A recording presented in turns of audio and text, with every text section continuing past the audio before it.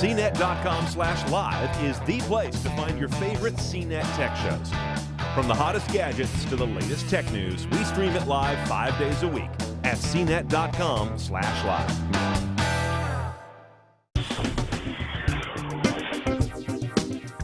Hi, I'm Lori Grunin, Senior Editor for CNET, and this is the Olympus Pen E-PM1. Size and affordability remain the bane of the interchangeable lens camera, at least here in the US. But the E-PM1 hits the closest to the target that I've seen thus far. It's not perfect, and in fact it's kind of hard to get excited about this camera.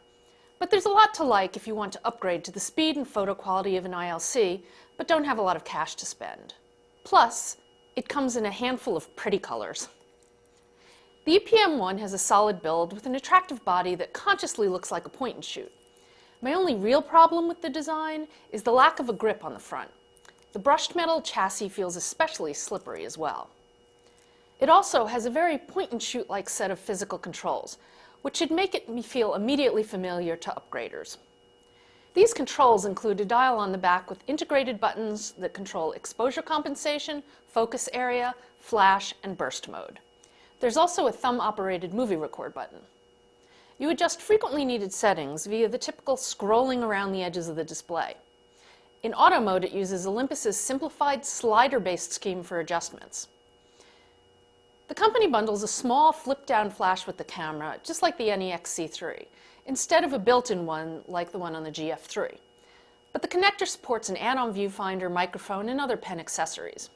As I've said before, I really like Olympus's art filters, which are more flexible and render better results than most other implementations I've seen. The camera also supports up to 7 frames for bracketing. If you're into panoramas, though, I wouldn't recommend this. The E-PM1 has a clunky, old-fashioned interface for creating them that's not as easy to use as other cameras' sweet panoramas. The camera's photo quality rates as good to very good, but I think most of my issues with it stem from the kit lens. It's the same lens that Olympus ships with all its pen models, but for some reason it irked me more on this one. Close-ups look pretty sharp and snappy, but detail at a distance generally looks oddly over-sharpened or over-compressed when viewed at actual size. And that seems independent of ISO sensitivity. But the camera can handle up to ISO 800 pretty well, depending upon image content. Shooting RAW helps, but not as dramatically as it does in other cameras.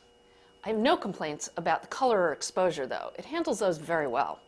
The video quality is just okay. Unfortunately, you have to turn off image stabilization in order to prevent serious rolling shutter. You know, that wobble artifact that you get.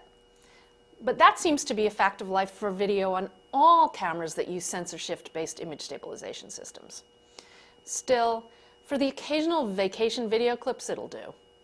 Unsurprisingly, given the similarity of their innards, the E-PM1 performs about the same as the EPL3.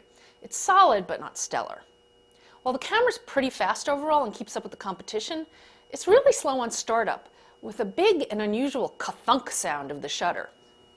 The camera's very zippy for its class for burst shooting, but without a viewfinder, I still find continuous shooting awkward. Still, for the occasional action emergency and shooting kids and pets, it should fare okay. Most important, though, the E-PM1 is priced right for an entry-level interchangeable lens model, and it's a solid, if somewhat unassuming, camera. I just found myself missing features like a touchscreen and a tilting LCD, and the photo quality is a bit too inconsistent for my taste. That said, it's still better than a point and shoot, and if you're looking for a step-up model that's pretty compact, this is a good, affordable alternative. I'm Lori Grunin, and this is the Olympus E-PM1. CNET.com/live is the place to find your favorite CNET tech shows.